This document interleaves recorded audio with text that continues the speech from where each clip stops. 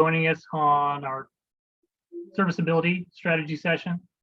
We're going to start here in about a minute or two. We've got just a few people in the audience. We want to make sure we want to give everybody a chance to participate.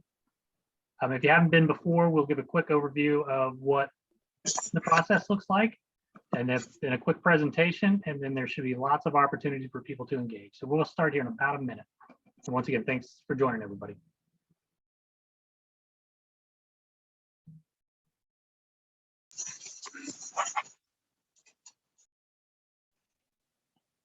And Bill Drummond, you have the ability to unmute and speak if you want to say something before we get started here. Yeah, hello everybody. I'll get my video going in just a moment, but I enjoy being here. I go to city meetings relating to neighborhood health and safety quite a bit, and I'm an advocate for Manheim Park neighborhood, if you don't know me already. Excellent. Well, thanks for coming, Bill. Glad to have you here. Also, if there's anyone else in the room today that represents an organization or a neighborhood, could you drop that in the chat? Your chat options will show in the bottom of your screen for your Zoom. Well, all right, I think we're going to go ahead and get started. If we have people that join in progress, one of the team will make sure that we get them up to speed. Want to give everybody the opportunity to participate in this meeting. So we're going to start right now. We'll try to make sure we get you out on time as well. As we move forward, when you guys have questions, please drop them in the chat. There'll be times to communicate with staff as well. For those of you that haven't attended, this is part of the City of Kansas City, Missouri's comprehensive plan update. It's KC Spirit Playbook. And this is a portion of the conversation related to strategies associated with our serviceability portion. We're going to give a real quick overview of how this meeting will go through, where we're at to date, and kind of what the process looks like at the end of the presentation. With that, I'll hand it over to the next speaker. Thanks, Kyle. Everyone, my name is Travis Pendleton. I'm a city planner with Vireo, and I'm going to walk you through the Zoom webinar guide. I think many of us have been through a lot of Zoom meetings over the last 2 years. In case this is new to you, you do have a menu of options in the bottom of your screen. You can do chat. If you need to provide written comments, you can raise your hand. If you do have something that causes you to raise your hand, that will let us know, and then we will ask you to unmute so that you can share that. You can also use other options to just chat the panelists or chat everyone in the room. And always there's a red button in case you want to jump out of the meeting. We are going to be using a tool called Mentimeter. We're going to use it for polling, but we're also going to use it to gather your feedback on some of the things that we're going to be sharing with you today. It's the same tool that we've been using throughout the strategy sessions. If you are, I think we have someone that's on the phone today. You'll just need to unmute when you have a question or something that you want to share verbally, and then we'll grab that and record that and make sure that that shows up in the Mentimeter. Also, if for some reason when we provide the Mentimeter link, if you have a hard time with that, it's okay. You can just use the chat, and you can always use your voice. Today's agenda, we're going to be building off of our other conversations in terms of serviceability in the KC Spirit Playbook. We're going to be talking about initial recommendations, so really goals and strategies related to improved serviceability, and then we're going to talk about next steps. So I mentioned before that we're going to use Mentimeter. I would love for y'all to use your phone to scan the QR code that shows on the left-hand side of the screen. You can also open up a browser window and type menti.com and then enter the code that shows underneath the word menti.com. You can also just click the link that my colleague Maddie will put into the chat, and then that link will open up a new browser window, and you'll see the slides that we're going throughout the conversation. And when you're able to comment via Mentimeter, it will show up on the screen, and you'll be able to do that. So with that, I am going to go to our first Menti question. Whenever there's a Menti question or opportunity to comment using that tool, you're going to see menti.com at the top of the screen. It'll say go to menti.com and use the code. It's the same thing that I just had on the previous slide. We love to know where everyone's from today. We know we have someone from Manheim Park, but there are other people that are here today. And so let us know where you live or work. Right now, we've got people in the central part of the city. From our map, in case you're new to these meetings, if you're from the river all the way up to north to the end of the city, we consider that north. If you're from the river to 63rd, that's the center part of the city, and 63rd South is the southern part. And so I saw earlier that there were about 10 people. Now there are about 25 people. I know some of them are staff. I can tell how many of you all are voting because I can see this, and I'm sharing my screen. So y'all should be able to see a number in the bottom right-hand corner. So I can see that about half of you or so have voted so far. And a lot of you are from the center of the city. And we have someone from the 64158 zip code.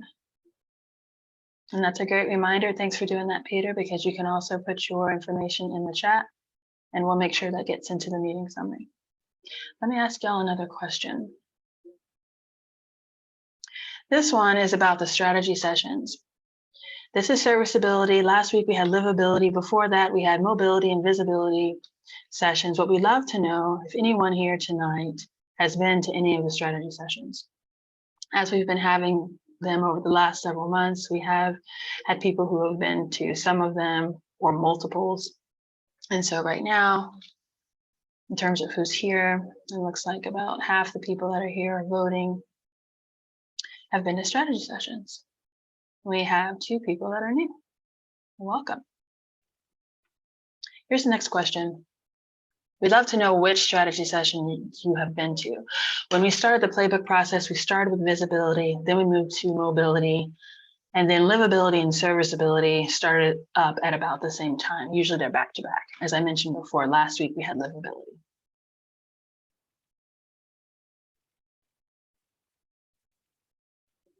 Okay, mobility and livability. And I can see that some of you all are responding from Armor Hill, some are responding from the 64108 zip code today. And we'll give you all a few more seconds to vote. Looks like we have a decent spread in terms of exposure to the strategy sessions. We've got most of y'all from livability, some similar number from mobility and visibility.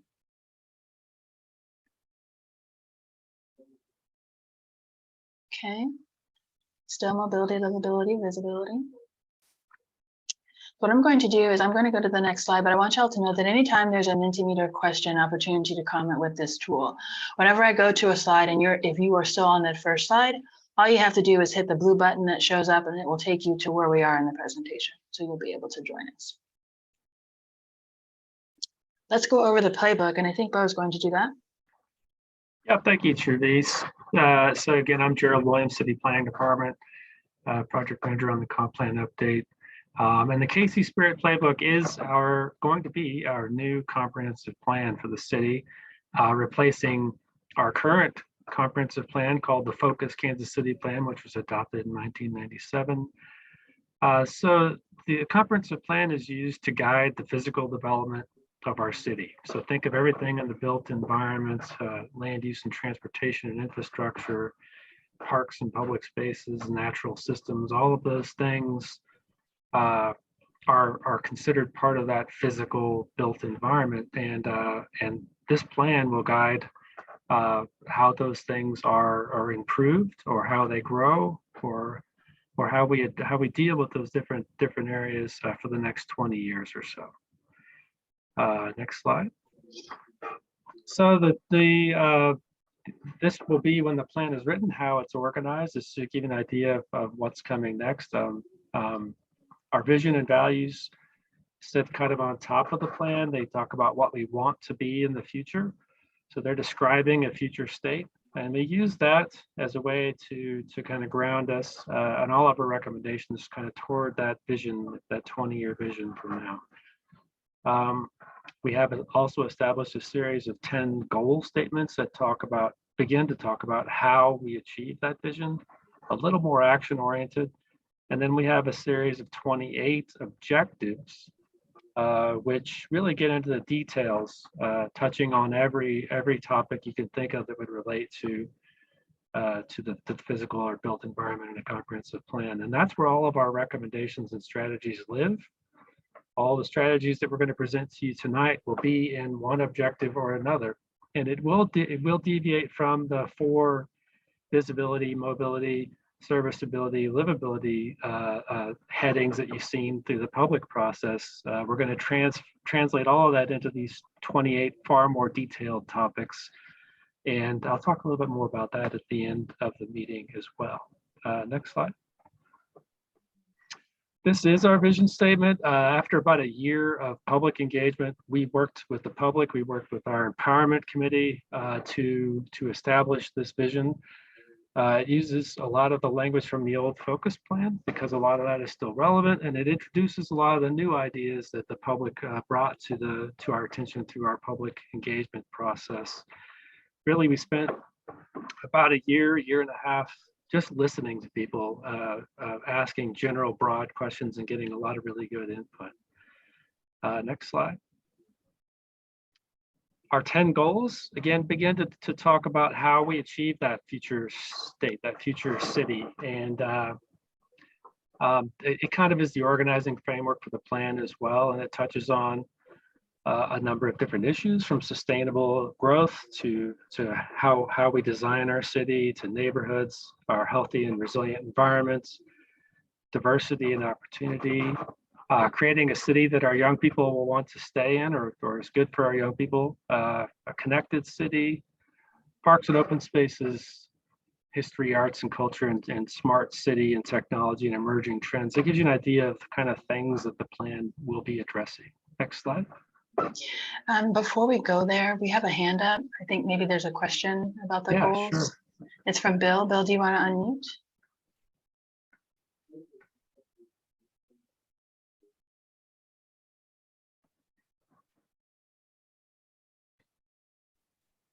Bill, are you there? You look like you're still muted. Let me try something else. Okay, you're unmuted now. The ability to talk now. Yes, I'm unmuted, I believe. I'm supportive of everything I've been reading here, and in particular the. Yes, I am. Can you hear me? Yes, we can, Bill. Yes, Bill, we can. Oh, he's muted again.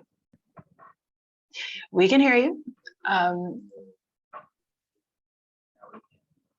And then I see that some people don't have a way to unmute themselves. So I'm going to ask this for anyone who's having a hard time.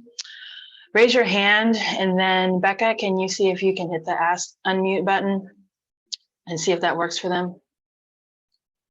And we can also promote you and then move you back as we go through the meeting. Vicki, you should have the ability to talk now. I do now. Thanks. Do you have a comment, Vicki? No, I'm just trying to get unmuted. Okay. Okay. Well, how about this? That brings it up on the screen. This may be an old version of Zoom or something, but that got the button up on the screen. I was just going to suggest that Bill, if he's not able to, if he had something you wanted to say, maybe just put it in the chat and we can try to address it through that. And I will say there was an update to Zoom because I updated my system this morning. So something to think about. I think the other question individuals are having is we're currently in a webinar format. So unless you raise your hand, you won't have the ability to speak, and I'll be able to promote you at that time so that you'll be able to talk. So just go ahead and raise your hand whenever you have a comment or a question. Thanks, Becca. And so with that, before we go, we have one more hand up. It's Steve.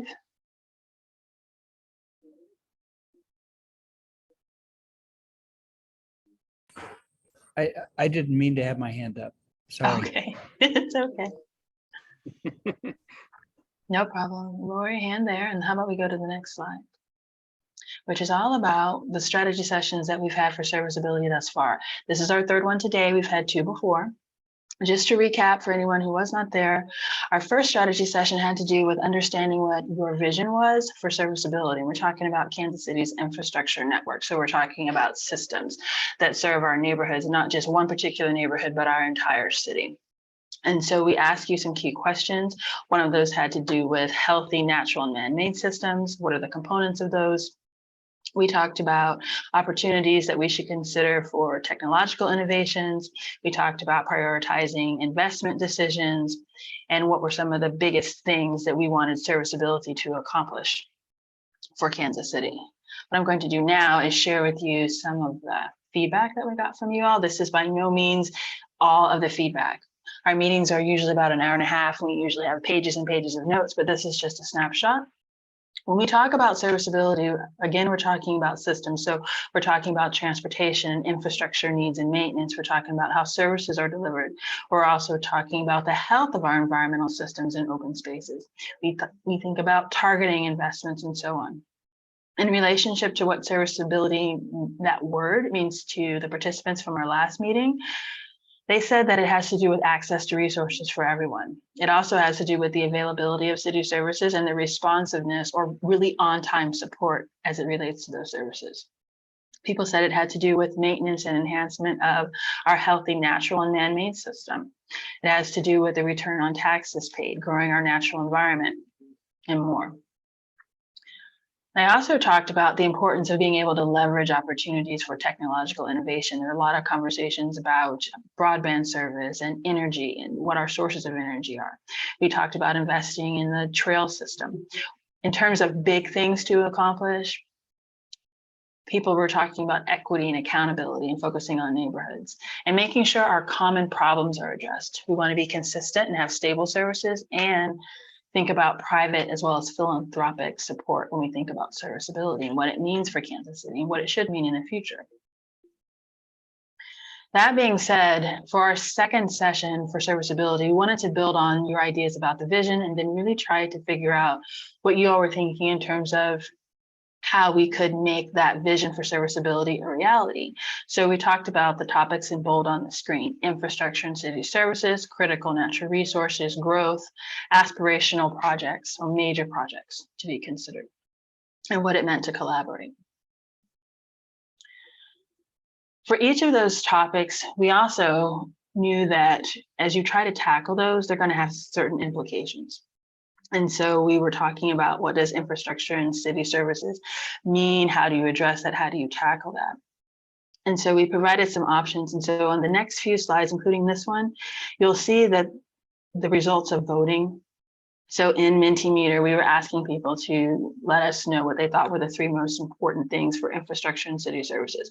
And so where you see the most dots, that's where we had the most votes. So preservation of natural resources and systems was really important to people, followed by focusing on areas of the greatest need first. When you get into the idea of conservation and protection, the idea that got the most votes had to do with putting greater weight on sustainability and resiliency planning and the recommendations for that. A runner-up was understanding what it means if you're talking about critical resources and then inventorying those resources. When we had our conversation about growth and what that meant and what would be important to be thinking about as we think about growth in Kansas City, infrastructure maintenance and services, matching the scale of development, got the most votes. That's here in the bottom left, and then followed by the last 2, which are the mix of development at varying densities and intensities and wide-ranging development types available across the community.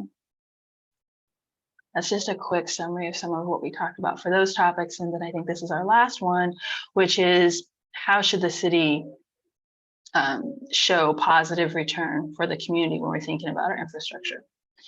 And environmental sustainability got a lot of votes, community wealth building, followed by equity, or the top 3 in that conversation.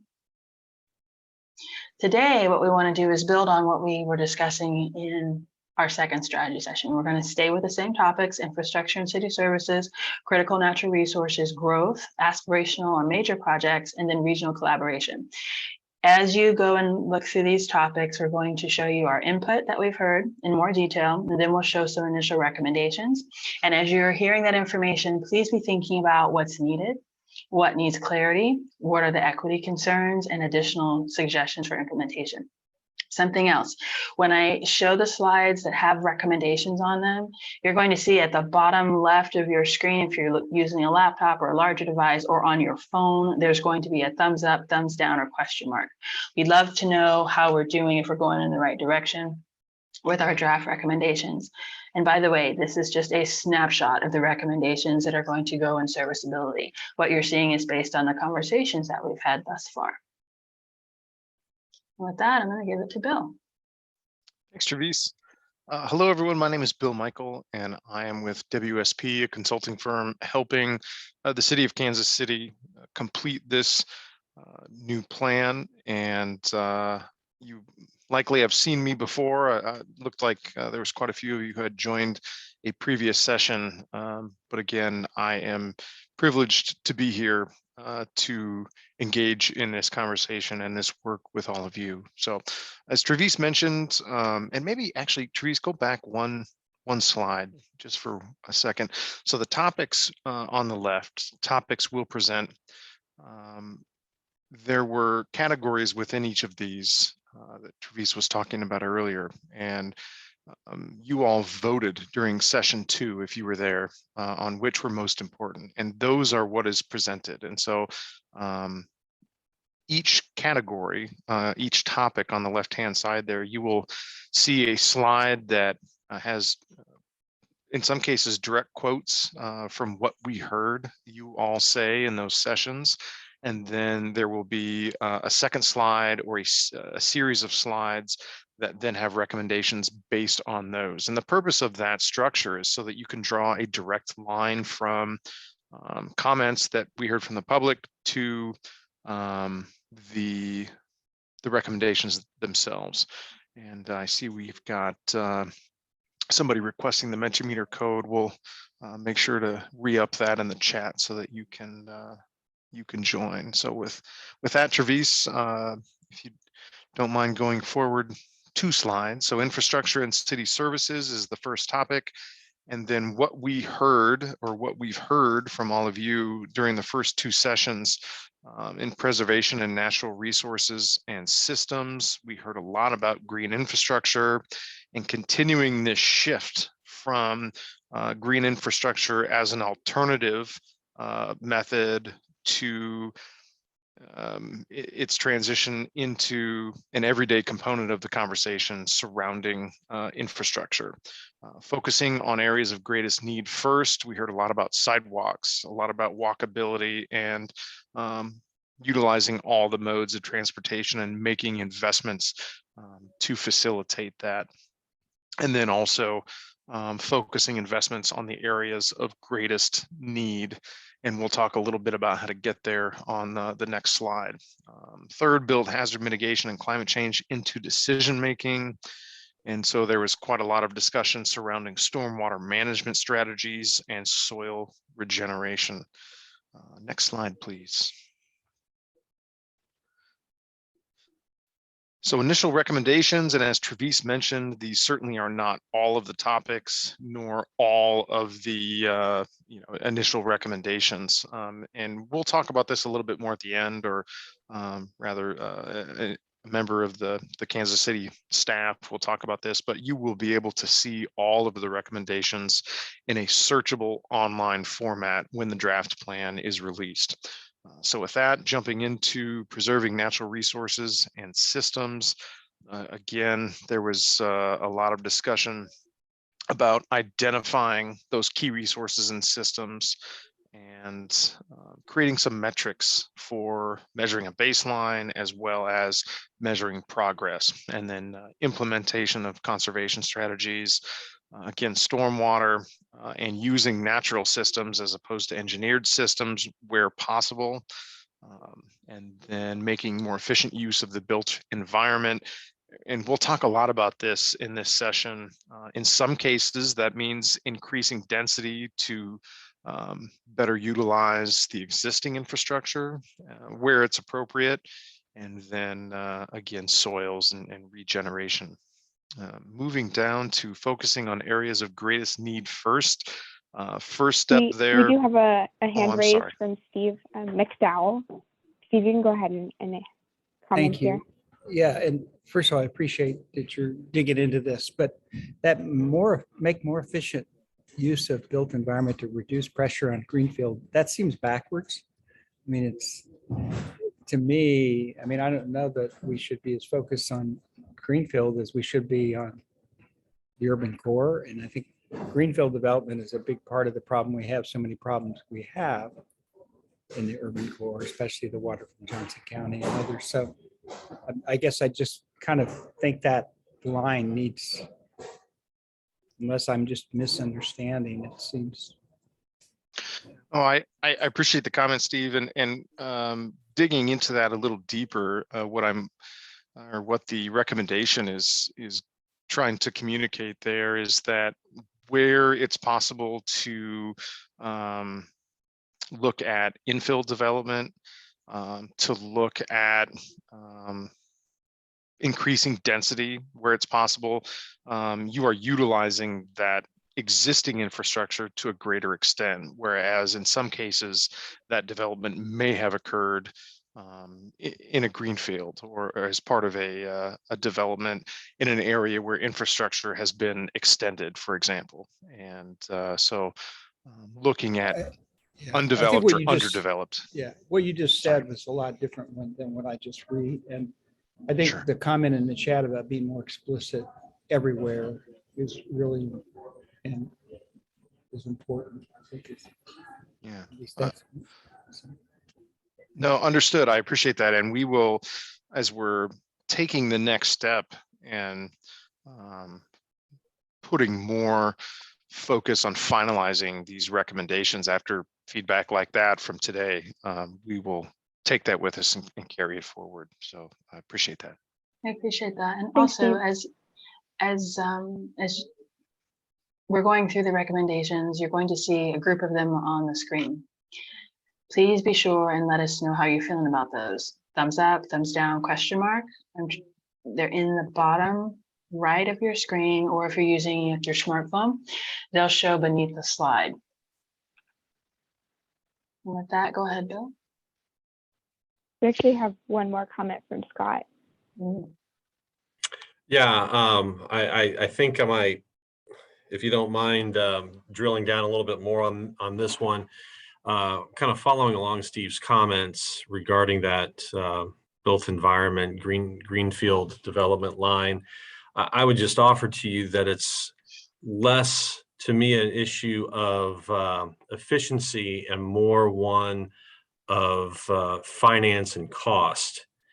And to me, the issue is really about when development occurs, whether it's if one has the choice of doing infill versus greenfield, whether that's residential or commercial or industrial, the reality is that when it is perceived as cheaper to do a greenfield development, that's where that capital will go. So I would just suggest that that line maybe gets more around cost or comparable cost, so that it actually reduces the pressure on development and for infill rather than greenfield. So anyway, for whatever that's worth, that's what I got. Thanks. Thanks, Scott. Yeah, appreciate that. And I think both of those comments fit in with what the thought process was there, in that you have an existing investment, and the more you're able to utilize that investment, in this case, it's, whether it's stormwater or the other utilities, you are going to get a better return on that investment. Whereas, a more suburban type development at a lower density and intensity the payback period there is quite long, or brownfield. That's a great point as well. So yes, agreed, and we will be more explicit about that as we move forward here. So thank you, and keep that feedback coming. So moving on to focusing on areas of greatest need first. First step there, identifying a system that everyone agrees upon in terms of prioritization. There are obviously a lot of competing needs, and we have limited resources. And so reflecting a prioritization system, reflecting comprehensive plan goals, other tools like the community satisfaction survey will act as guides to make sure that the greatest need is being met first. In terms of utilizing that system of prioritization, one thing we heard was breaking down the city into geographic areas as a way to organize that system. And then implementation, of course, is then going to be the next step in that process. Next slide. Let me go back. There's a hand up. Yep. It's from Scott Wagner. It's me again. So and perhaps I missed this earlier, but I do think an understanding of what the framework is tremendously important. And just as an illustration of that, on a sidewalk issue, for example, if you go to neighborhoods that are south of Vivian Road, part of the annexations of the Northland back in the day, you would find really nothing in the way of sidewalks in many of those neighborhoods and so on. As you go into the central city, you've got sidewalks that are there that are in disrepair and need to be repaired. And I guess what I would suggest is, trying to explain exactly what that framework is. That was attempted when the sidewalk plan as part of the GO bond was put out there. But and just as an example, what are we trying to connect through those sidewalks? Is one example of maybe how a framework is based. You may know what that framework is. It's just not present here, but I would suggest that it's necessary as part of whatever you ultimately put out there. Thanks. Thank you, Scott.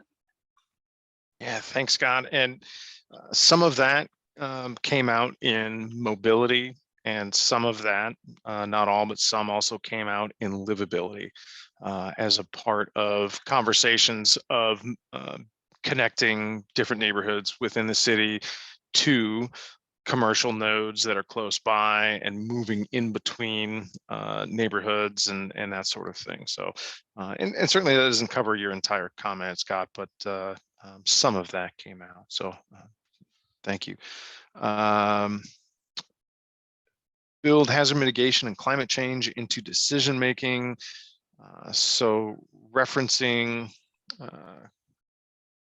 the existing plans, and one was just updated here recently, and we'll talk about that here in just a little bit. But a lot of adaptation is discussed, and then ensure infrastructure projects follow best practices and adopted policies, and that's about implementation primarily. So examples include stormwater best practices, and then reviewing the climate protection and resiliency strategies as a part of the project selection and design process. And really that's about building in adaptation and resiliency into individual projects, so that after a period of time, that has worked its way into a large number of projects. Be sure and let us know what you all feel about this particular set of ideas. You can do thumbs up, thumbs down, question mark.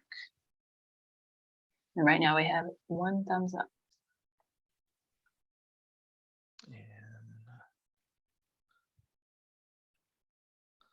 As soon as you're ready, Travis, I'm ready to move on to the next slide. I am, but I see Steve has his hand up. Sure. Which is a good point, because we're here with your thoughts, so y'all can populate this too. with the chat, or you can raise your hand. Go ahead, Steve. The thumbs up thing is, I'm on my laptop and it's not showing up. So that's why I'm not voting. You can also put it in the chat if you want. I'm sorry that that's not working for you. I don't know why that's not the case, but let's hear your voice. Tell us what some of your thoughts are on that. Does the thumbs up work in Mentimeter or Zoom? It's Mentimeter, in right? Mentimeter. Yeah, so if you have the Zoom window open, you can't do the thumbs up thing. Yeah. When you click the link in Mentimeter, it will open up another window in your browser. And so I don't know how you're accessing Zoom today, but generally, if you're on another device, it'll open up another window.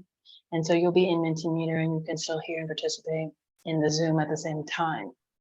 I would just ask you to just participate in whatever way is working for you. So you can use your chat, you can use the Zoom chat, and you can use your voice.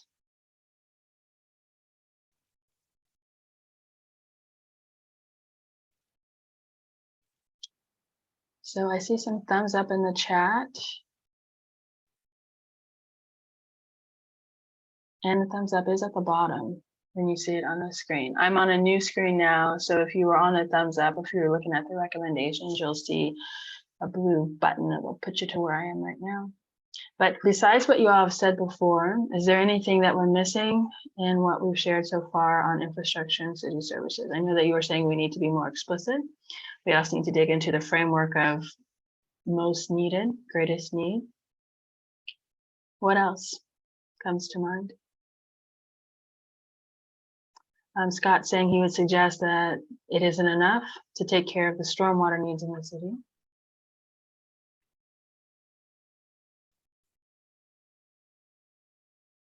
Stormwater BMPs as currently defined need to be refined to take resiliency into account in a more meaningful way. That's from Tom in the chat.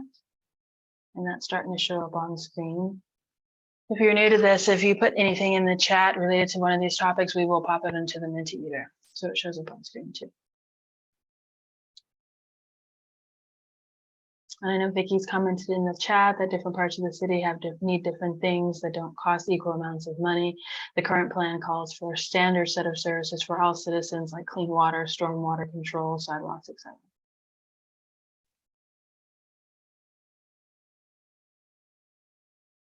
And we need criteria for setting priorities in different neighborhoods.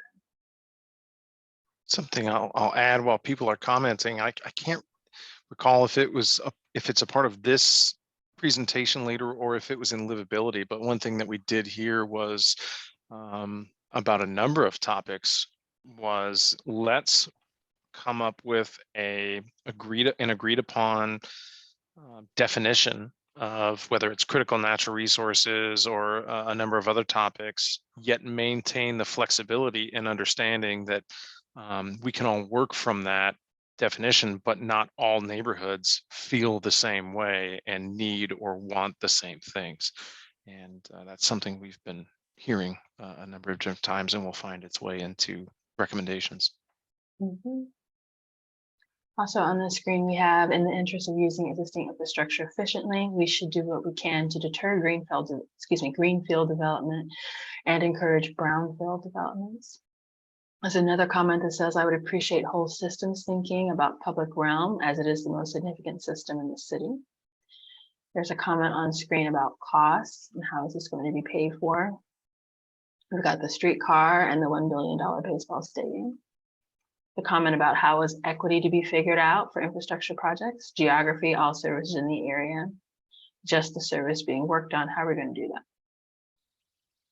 There's a comment about broadband, which should be an essential part of the city's infrastructure. Many households cannot afford ISP commercial subscriptions, so the city needs to evaluate secure wireless and other potential solutions to address digital equity needed for education.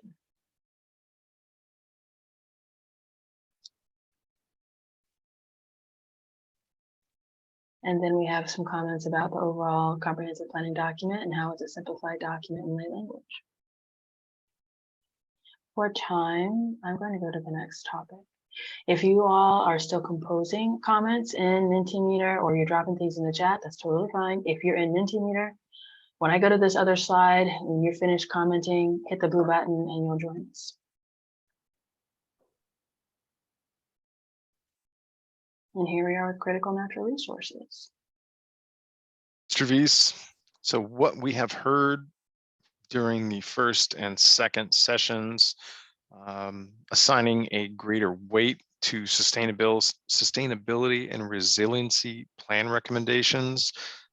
So some examples of comments we heard: preserving existing green space, and then thinking about when new development comes online, what green space is serving those residences and that population, and who is paying for it, and how is that being maintained. Stormwater control on a regional scale, on a larger scale than a lot by lot basis, and then thinking about weather extremes. This is primarily focused on, again, adaptation strategies related to climate change and the fact that in the Midwest, there are going to be more of these extreme events. And so moving on to understanding what is meant by critical natural resources. And I think I just mentioned this, creating the common definition and or understanding of terms like sustainability, critical, conservation, yet maintaining, again, that flexibility and understanding that different communities may feel differently about these topics and want or need different things. And then education, of course, is a part of this, and that's a two-way street, right? That's education on the topics and the strategies that may be employed by the city, and then the other direction, education from neighborhoods and citizens on what is needed and desired in specific neighborhoods. More funding for resource preservation, that is pretty self-explanatory. However, there was a desire to that we heard to measure the effectiveness of investments and understand what are the returns to the community from these investments, and that could be social. It could be more monetary, and then also partnering with nonprofits or others who are already engaged in this work. Next slide, please. So this particular subject area within the topic of critical natural resources far and away got more votes than any of the others. And so that, again, is placing greater weight on recommendations of sustainability and resiliency plans. And I went straight to that updated plan and took some of the high-level recommendations and listed them here. So major categories include mobility, energy supply, natural systems, so think sustainable water and use, as well as, going back to a previous conversation we were having, stormwater management using natural systems as opposed to engineered where possible. Homes and buildings was another major category, looking at climate ready, efficient construction, so efficient use of resources, and thinking about the embedded energy that already exists in the built environment. Food, thinking about healthy and sustainable food access, as well as a comprehensive look at food systems and where that is working and maybe where it needs some help. And then waste and materials, and thinking about what we're putting into our landfills. And another theme throughout a lot of these meetings has been illegal dumping, and thinking about what system changes are possible to reduce that issue. Next slide, please. Don't forget, do thumbs up, thumbs down, question mark, with how you feel about whether or not we're on the right track with these. As you all are doing that, I'm going to go to the next slide. You can join me by hitting the blue button if you're still voting. Okay, we got our first question mark. That's good. because we would love to know your thoughts. So if you're the person that had a question mark, you want to either drop some more content into the chat, put it into Mentimeter, you can always raise your hand and then we'll get you unmuted so that we can hear your voice and hear what you're thinking about. To start with, we do have the question, what is climate ready? Yeah, so again, this kind of goes back to that idea of we need to come up with some agreed upon language and definitions. In this case, climate ready is infrastructure investments with, during project selection and design, the consideration of how does this investment or this project contribute to our ability to adapt to climate change, our ability to reduce impacts. And then embedded energy is something we heard about in livability, and we've carried that forward. Embedded energy being the way that I initially heard it explained was the greenest building is the one that already exists, because all of the materials and effort that has gone into constructing that building, finding ways to reuse that building as opposed to building something new.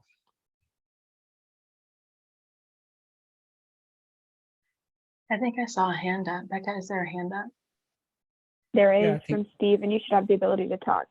Yeah, thank you.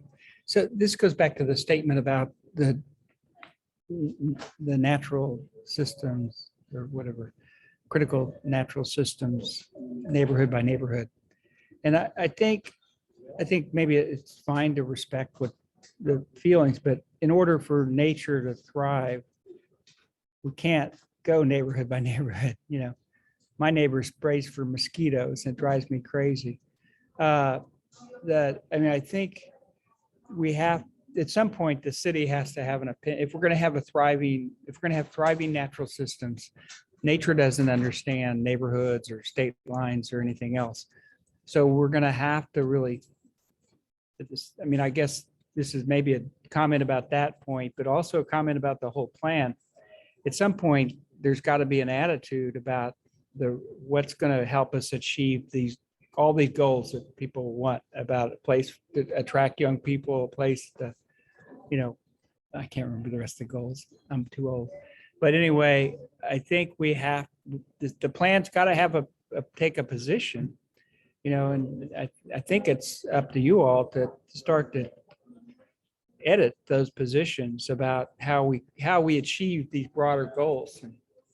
And that would just set me off a little bit when I saw that, because there's part of the process needs to be to educate the communities that, if we're going to achieve these goals of having a thriving place and achieving climate goals, achieving all these goals, that there are certain things we have to decide, and there are certain things we have to act on.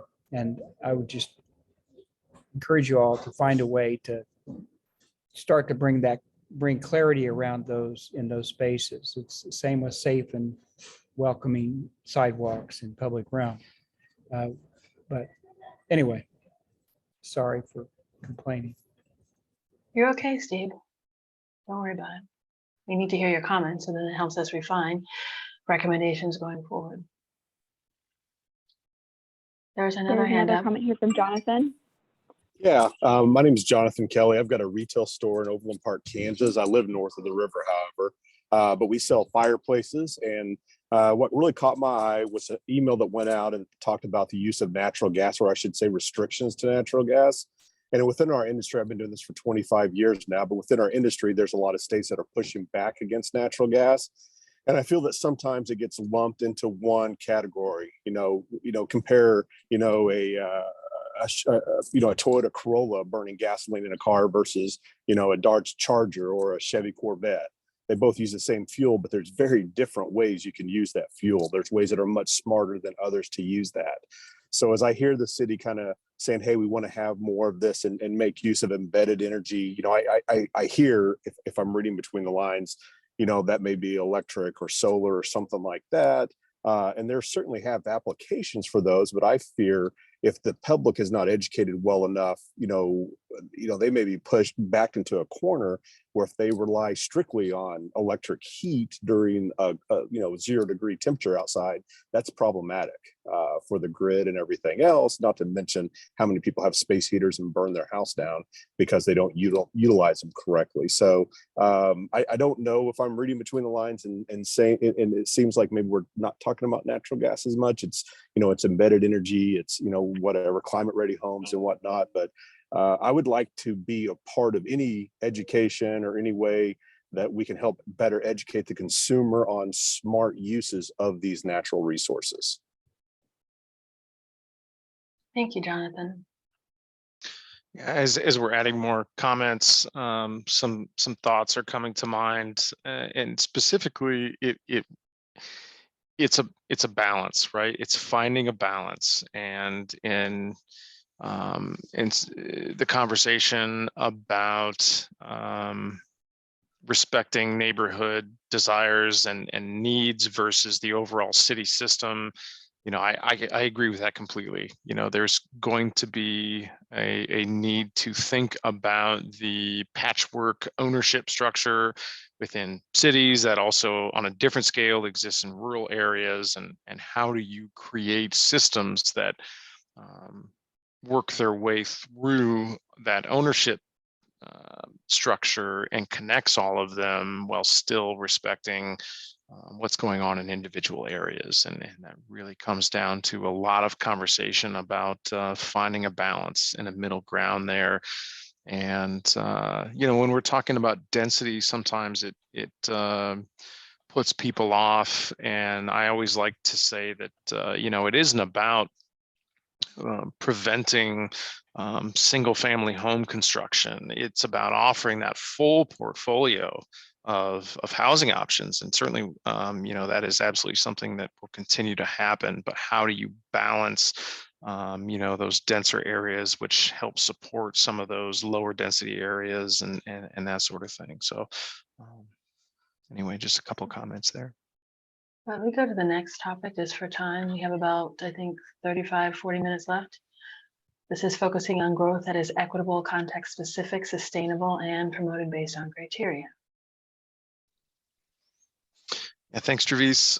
So in terms of what we had heard in the topic area of develop criteria to demonstrate positive return on investment for the community, there was some conversation and desire to measure positive return for investments. So relatively speaking, infrastructure investments can be expensive. And so if we're going to spend that money, we've heard, hey, let's find a way to measure the impact of that investment. And so some of the criteria options that received the most votes, you see on the screen here: environmental sustainability, how does it help build wealth within the community?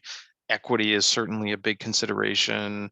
And then how are we paying for these initially? So what's the upfront capital cost? And then how do we maintain them in the future? So the life cycle cost of these investments.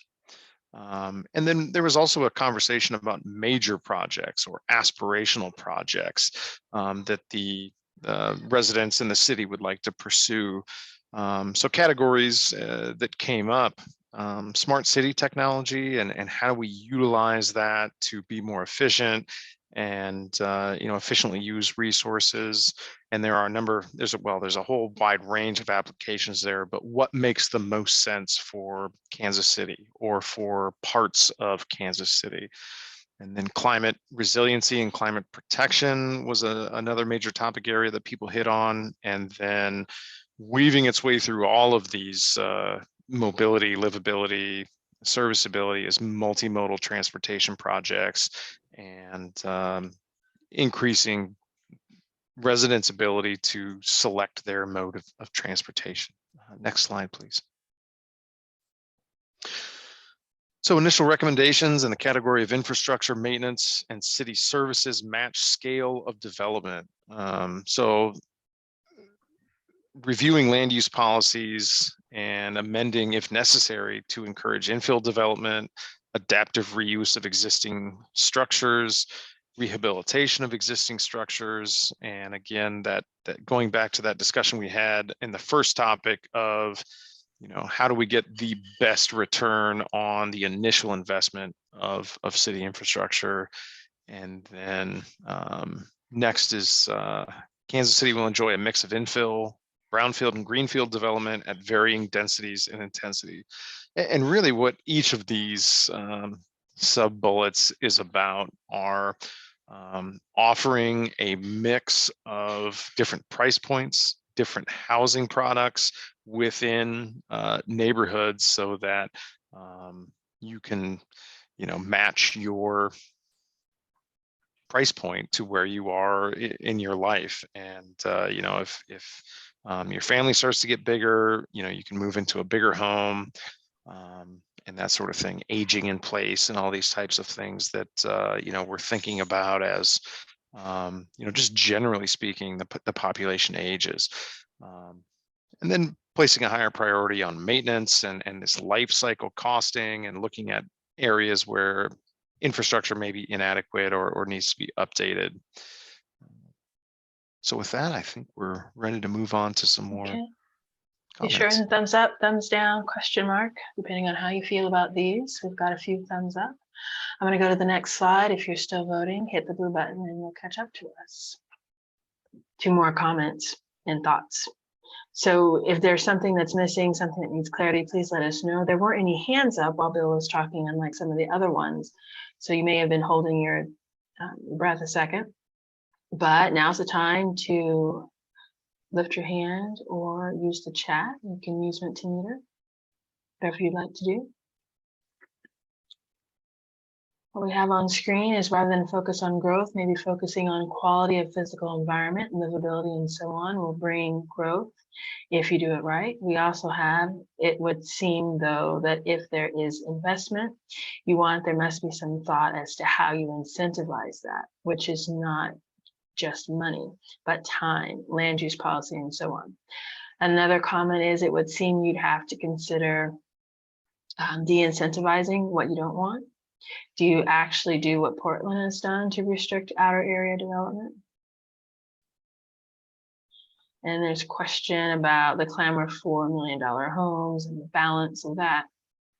Look to take into account the change of land use as the culture and social needs to change. And then there's agreement on the mix of brownfield and greenfield. Seems wishy-washy, not wanting to actually take a stance. Some more comments about being more direct and explicit in our recommendations in writing.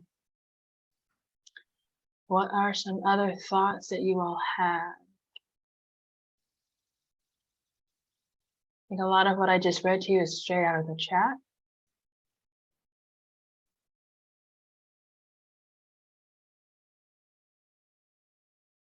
If you all remain quiet, we may go to another topic, but I want to give you some time in case you're writing. Okay, here's some more that come in. These seem to be goals that every other city wants to accomplish. These need to be more specific to KC. Community land bank, community land bank, community land bank. We need to get recommendation there about that. Okay, Scott's got his hand up. Yeah, since I already typed 2 big ones, I decided to give my wrists a rest. I do just want to point out, and I don't know if this document will deal with what has been the issue since LP Cookingham decided to grab the Northland. But if I do put on my Northland cap just for a moment, I would have to ask the question, how does this document want to deal with the idea that you still have lots of area in the Northland, South, and and even on the far eastern side, kind of wrapping around Raytown, that is still undeveloped? And I guess that's why I put the Portland comment there, because Portland kind of dealt with that in their own singular way. But we're a city of 319 square miles. And there is a large area that is still undeveloped. And so as we talk about equity and we talk about what we want to incentivize and what we want to not incentivize, I would just offer to the group and to the staff that depending on what comes through, you're either going to say, if you so choose, either we don't want to accelerate development in areas of the city that could be developed, or we're okay with that, or we're somewhere in the middle of that. I just want to bring that out, because depending on how this document takes that issue of growth, you have large segments of the city that are quite okay with growing and building subdivisions and building $200,000, $300,000, $400,000 houses. I don't want to go off on a tangent, but I do feel the need to at least suggest that there is that out there that goes all the way back to the Cookingham days, and we're there. So I'll just leave it at that. Thanks. Thank you, Scott.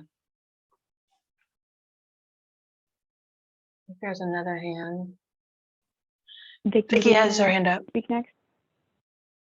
Thanks. Yeah, so I just wanted to comment on Scott's concern, because I agree that that's one of the biggest issues facing Kansas City that other cities may not face, which is an inordinately large amount of land that's still undeveloped that does supply our major growth.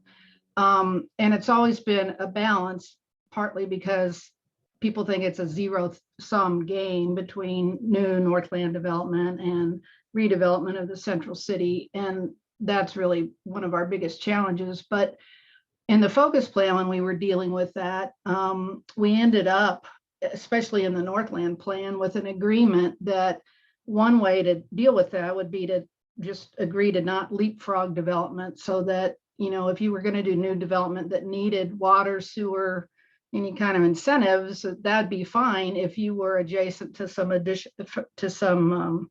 existing development. And that if you wanted to, you know, skip all that and go way up 2 miles north of anything that's already been built, then you just pay your own way. So you don't have to say no, you just use your tools differently to try and get the density filled in as we go. And it doesn't even have to be, you know, high density. If it's the same suburban pattern, fine.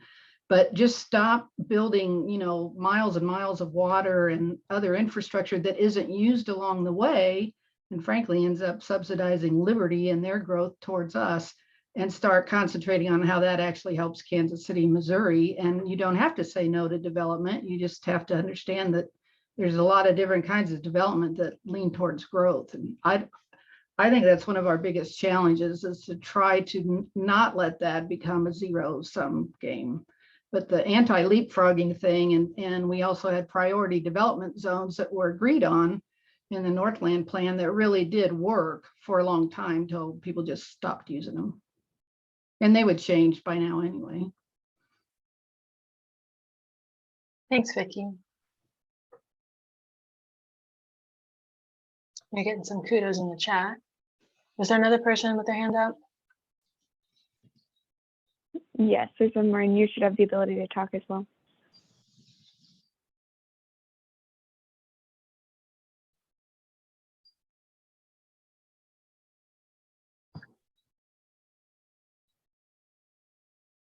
Zoom coordinator, if you're speaking, we cannot hear you.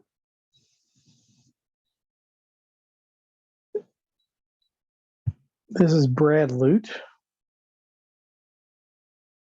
We Hi, can hear you Brad, now, go Brad. ahead. Okay, good.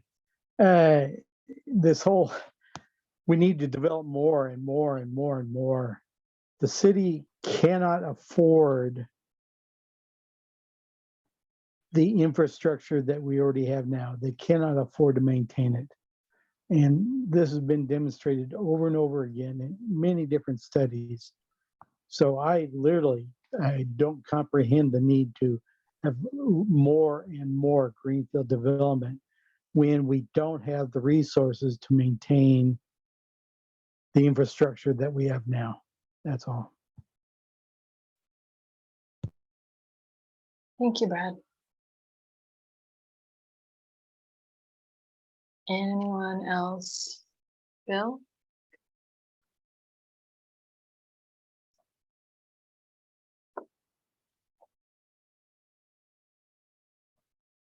Bill, you would need There, your hands thank up. you. Okay.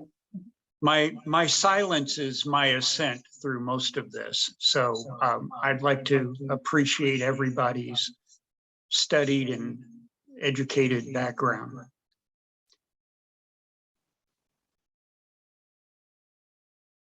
Thank you, Bill. How about if we go then? I don't see anything else.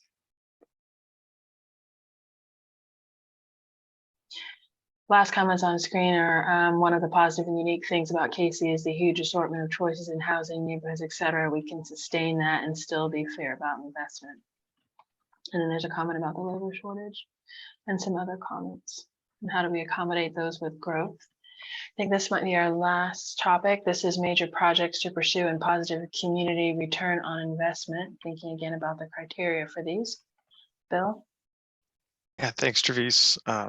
Really fantastic conversation so far, and thanks everybody for that. So this section is just slightly different in that there was a discussion in previous sessions about what we've called major projects or aspirational projects, and then how to measure what the return to the community is from those. And so areas that people were interested in exploring some of those major or aspirational projects really mirror a lot of comments we heard in other areas. So multimodal transportation infrastructure, and of course, there's a whole range of things here, but just examples, transit-oriented development, potentially expanding the trail network or on-street bicycle facilities.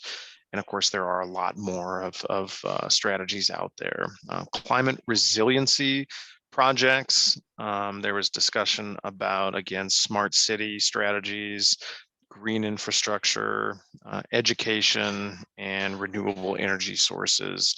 And then community and neighborhood revitalization. And a lot of different topic areas came up in those conversations about community and neighborhood revitalization, from whether it's abandoned buildings or supporting neighborhood associations, neighborhood residents, that sort of thing. And then exploring collaborative efforts to achieve some of those things. So are there opportunities for greater interdepartmental communication and collaboration amongst city departments? Let's explore ways to fund these projects, and a patchwork of federal, state, local funds, public-private partnerships, what exists out there that is not being utilized. And some of that, of course, will be project specific.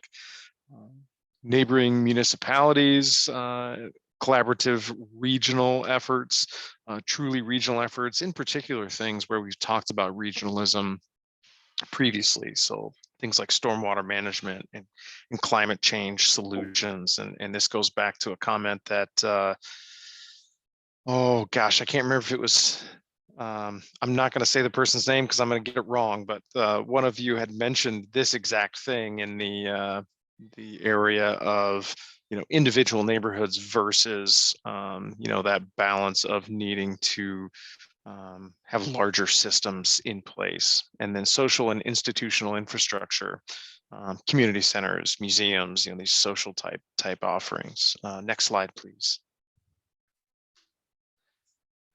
And then, so once we've decided on or agreed upon, major projects or aspirational projects in these areas, how are we going to measure the impact, and what does success look like? And so some of the metrics that received the most votes in the session two Mentimeter poll: environmental sustainability, community wealth building, equity, and ability to pay for infrastructure. And again, very similar to a poll that we talked about earlier. So seeing some themes that are really solid in terms of what we've been hearing. So next slide. We are ready for more thoughts. I've seen some in the chat. Some about social justice, some about the types of flashy projects that catch people's attention, but also having things that people can really, well, I would say chew on and say, hey, we're doing this and this is a really great project. There's some comments like that in the chat. Much of the climate and resiliency conversation has been focused on social equity. That's from Tom in the chat. Bill saying we don't have, and this is Bill in the chat, we don't have the resources to maintain the infrastructure we have now, meaning roads. At this point, aren't we really about to reach almost every point within our city limit? We are built on spreading out our facilities around a pretty good highway system.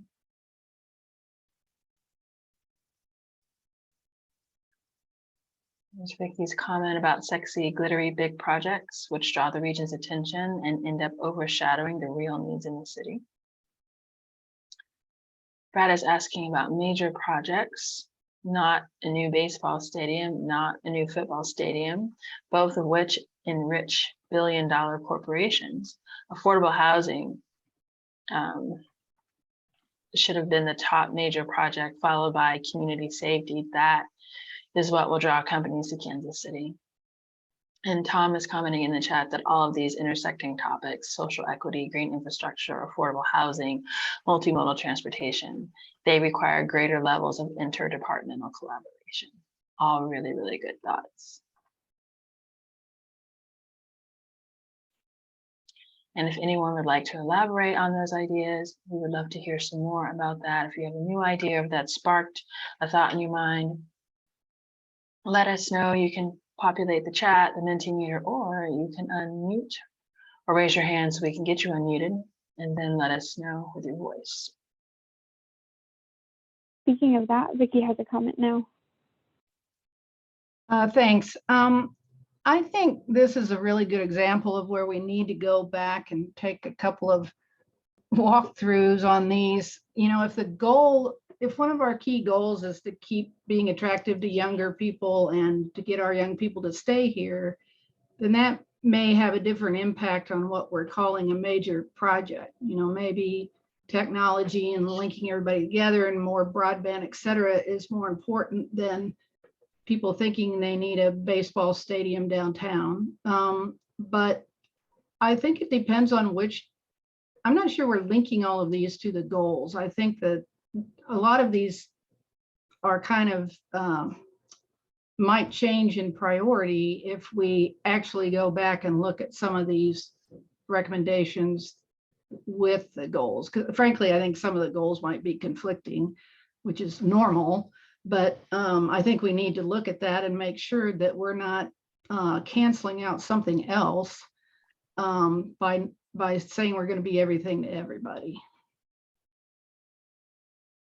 Thanks, Vicky. I think Scott has his hand up.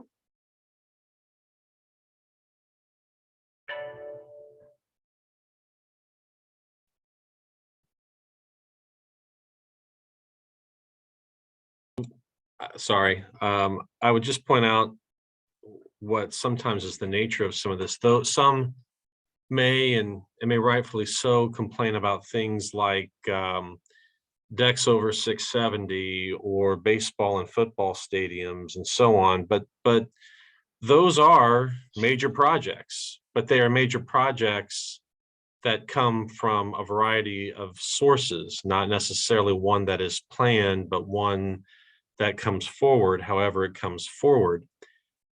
So I guess I would suggest that there are major projects that are done with intentionality by the city, and there are major projects that are done that are kind of thrust upon us to deal with. But I guess also based on what I see, what is a major project?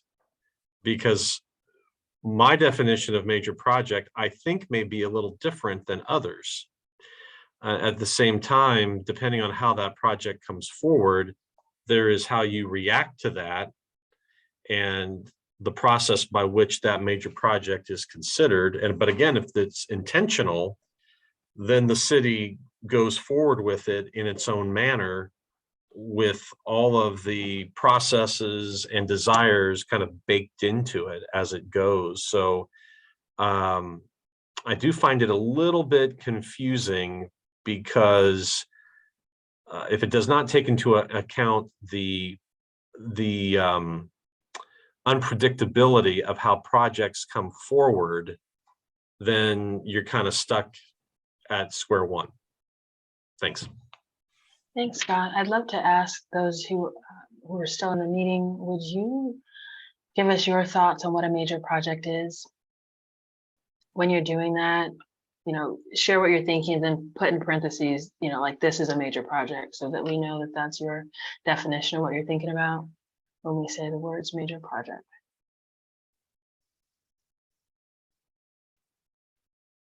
And you can put that in the chat or you can put it into Mentimeter. Or use your voice too.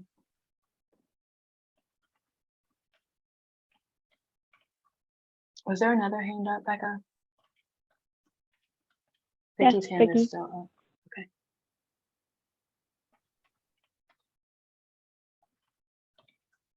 I think Scott's comments are really good about explaining something that the city has to be nimble enough and ready enough to take advantage of opportunities when they're in front of them. None of this is going to occur sequentially and none of it's going to make a lot of sense to everybody. But a good example of this was the first study several years ago about decking over the southern end of the loop downtown.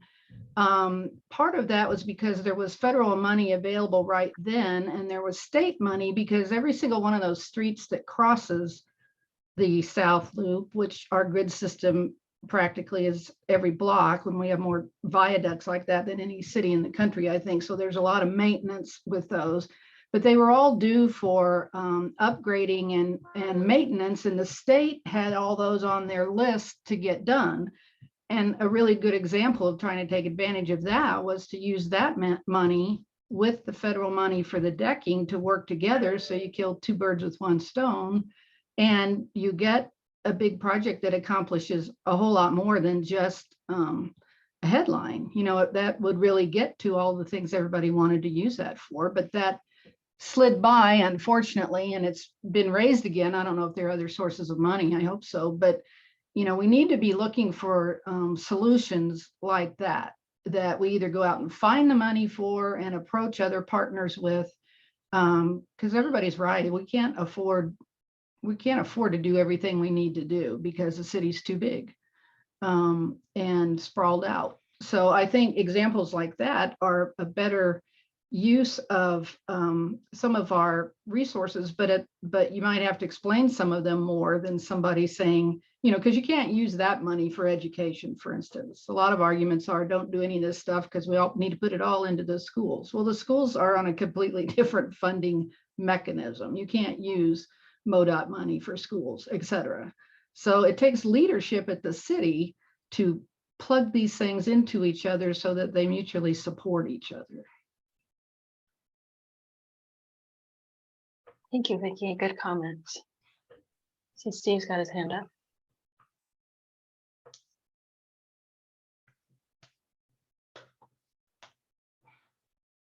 Cool. I agree with Vicky. But one thing, I guess, one thing that maybe is in the plan, and maybe I don't know about it, but the plan, one of the purposes of the plan is to encourage people to invest privately in houses or other buildings or in businesses, small businesses, and all the things that are going to create a Kansas City that's thriving and, build the economy, continue to rebuild the economy in an equitable way. And so a major project for me, I'm a huge supporter of 670 as well as doing it on the east side, but I don't really think of those as major projects. I think they're major projects in that they connect the community and they repair the damage done in the 60s by the federal highway system. But I think major projects are ones that have bigger impacts across a broader part of the community and start to take on some of the other challenges and some of the other damage that's been done, across Kansas City. We haven't even talked about Bruce Watkins, at least in the meetings I've been in. But, thinking about how we create a path forward that really creates a city that people really want to be in, that makes it easier for someone to get a loan to build or rebuild or renovate a house in parts of the city, because the street in front of them is more beautiful and effective and, it's doing its job. But really thinking about what are the impacts we can have across the city to really help us, leap forward to get I know it's not about growth, but it is about growth. It's about having more people to help pay for this city that we have, and have more people to help make it a more thriving, equitable, healthy place. And I have to check out now because we have a party for one of our staff today. So, thank you. Thank you, Steve. Yeah. Well, with that, I think we have just under 10 minutes. I know we need some time to close. If you are still providing comments in here, that's totally fine. Keep doing that. I'm going to go to the next slide though, and then you should join us by hitting the blue button once you're finished entering your comment in the Mentimeter. Otherwise, just use the Zoom chat like normal.